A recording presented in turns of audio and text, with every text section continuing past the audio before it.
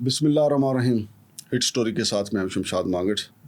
وفاقی دارالحکومت اسلام آباد کی جو ڈرائی پورٹ ہے وہاں پہ 24 کنٹینر جو ہیں وہ صرف اس لیے روک لیے گئے ہیں کیونکہ اس سے پہلے انی پڑی ہوئی تھی کہ ان کو ایسے ہی چھوڑ دیا جاتا تھا اور لاکھوں روپیہ بلکہ کروڑوں روپے کا جو ٹیکس ہوتا تھا قومی خزانے میں آنے کی بجائے چند ٹکے آتے تھے اور باقی امپورٹر کو اور کلیئرنگ ایجنٹ کو بچ جاتے تھے. میرے ساتھ موجود ہیں جناب ایس ایچ بنگے صاحب. چونکہ زیادہ رش جو ہے اسلام آباد ڈرائی پورٹ پہ لگ گیا تھا, کراچی میں رش زیادہ ہونے کی وجہ سے وہاں پہ 15 دن ان کے کنٹینر کلیئر نہیں ہوتے تھے, پھر ان کو کرایہ بھی پڑتا تھا. تو یہاں پہ محترمہ نتاشا آئیں تو بڑی دیانتدار اور ینگ لیڈی ہیں, بڑی اپنے کام سے جو ہے وہ بڑا محبت کرتی ہیں. تو انہوں نے 2 کام کیے ہیں. ایک تو کاسمیٹک سے بھرا ہوا ایک کنٹینر جو ہے انہوں نے پکڑا, اس کو جب ری ایگزامن انہوں نے کیا تو پتہ چلا کہ جناب اس کے اوپر جو ٹیکس لگایا گیا وہ غلط ہے, اس کے اوپر 50 لاکھ روپے ٹیکس لگتا ہے. یہ منگوایا تھا A2Z کمپنی نے, A2Z کمپنی نے منگوایا تھا اور اس کے امپورٹر تھے یا کیا ہیں عباسین انٹرپرائزز, اس کے مالک ہیں اسد صاحب. اب اسد صاحب نے جناب ان کو کہا کہ میں کنٹینر تو نکلوا ہی لوں گا. پھر انہوں نے کوئی اپنی اپروچ لڑوائی, 50 لاکھ روپے انہوں نے ٹیکس دینے تھے لیکن انہوں نے 10 لاکھ روپے صرف ٹیکس دیا. اور اگر 10 لاکھ روپے بھی مانا جائے تو جو کسٹم قوانین ہیں, جو ڈیوٹی قوانین ہیں, 35% جو ہیں وہ جرمانہ بھی انہوں نے ادا کرنا تھا کیونکہ وہ پہلے وہ اسی طرح نکل گئے تھے. 35% جرمانہ بھی نہیں دیا اور 40 لاکھ روپے ویسے چھڑا لیا اور اپنا کنٹینر چھڑوا کے یہ جا وہ جا. اور اب ایک کنٹینر اور انہوں نے پکڑا تو اس سے پتہ چلا کہ جی اس میں $3,000 کی ہیرا پھیری کی گئی, یعنی $3,000 کم جو ہے اس کا وہ ٹیکس لگایا گیا تھا. جناب ایس ایچ بنگے صاحب سے میرے ساتھ ہیں, ان سے ہم جانتے ہیں کہ یہ کیا وارداتیں ہو رہی ہیں. السلام علیکم. وعلیکم السلام. دیکھیں بھائی جان, چاندی چوری بھی ہو رہی ہے, تو گوداموں سے بہت کچھ چھالیاں بھی چوری ہو رہی ہے, سگریٹ بھی چوری ہو رہے ہیں, دودھ بھی چوری ہو رہے ہیں, یہ ٹیکس چوری بھی ہو رہا ہے.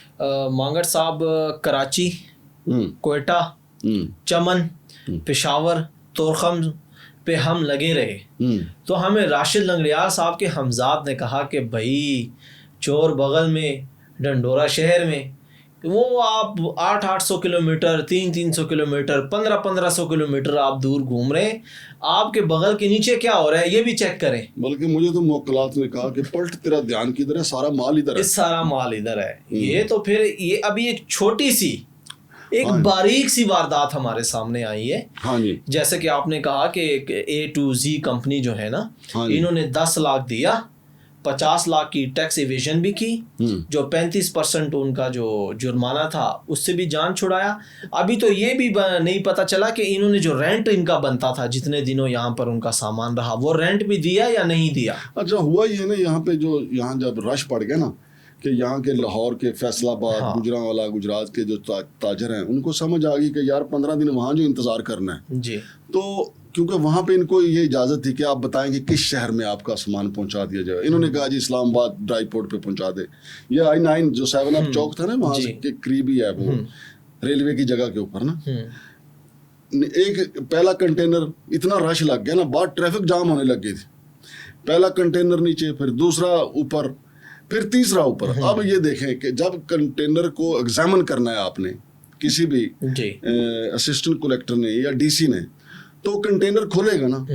اب اوپر والا جو ہے وہ سیڑھی لگا کے چڑھ کے کھولیں گے, کتنے بندے سیڑھی لگا کے چڑھ کے اوپر کھولیں گے. چلو ایک آدھا چیک بھی کر لیا تو باقیوں کو تو نہیں, وہ اس طرح ایک کو چیک کر لیا, 2 کو جانے دیا. سجنا نو کیا تسی لے جاؤ تے اے جناب گجرانوالے والے نے اسی ٹھوک دیتا. تو اس طریقے سے چل رہا تھا. اب میڈم نتاشا جب آئی نا, اب ان کا ایک پرابلم ہے نتاشا صاحبہ, وہ کہہ رہی ہیں کہ جی میں نے ان کو ینگ ہے نا ابھی ڈیڈیکیٹڈ ہے اپنے پیشے کے ساتھ, اور قسم سے داد دینی چاہیے.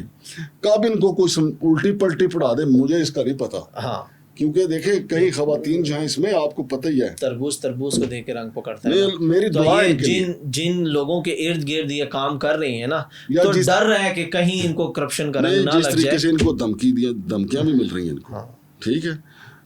ہم بھی ماؤں بہنوں بیٹیوں والے ہیں. میں تو یہ تنقید کے لیے نہیں کہہ رہا, میں دعا کر رہا ہوں کہ ان کے ساتھ جو ماحول ہے، ارد گرد کا ماحول ہے، یا پھر افسران ایسے آ جاتے ہیں جی کہ وہ کہتے ہیں کہ جی بات یہ ہے ابھی بھی اگر آپ نے ادھر کام کرنا ہے نا تو مجھے آپ نے ہفتہ وار اتنے پیسے پہنچانے. جی اسٹائل یہی ہے آپ پاکستان میں کام کا.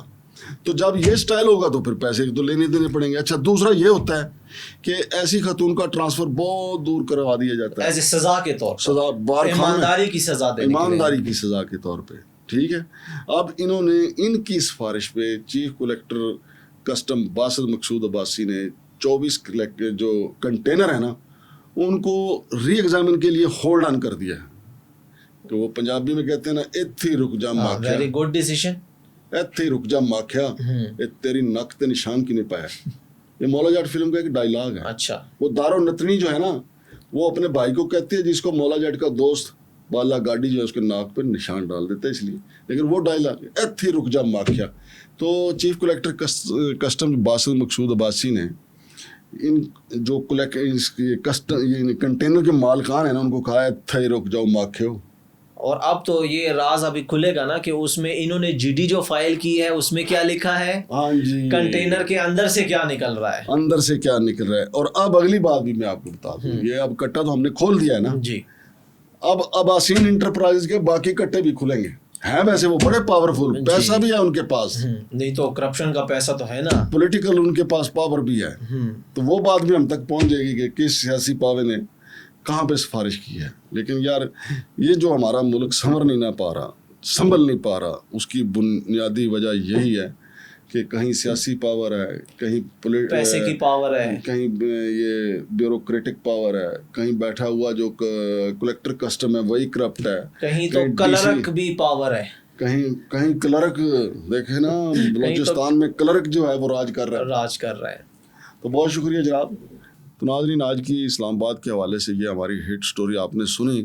تو باقی جو 23 کنٹینر ہیں ان میں سے کون سا سانپ نکلتا ہے، کوبرا نکلتا ہے، مٹی کھانے والا سانپ نکلتا ہے، اڑنا سانپ نکلتا ہے یا کوئی اژدہا نکلتا ہے، وہ بھی آپ کے سامنے آپ کو ہم بتائیں گے کہ کس کنٹینر میں کیا تھا.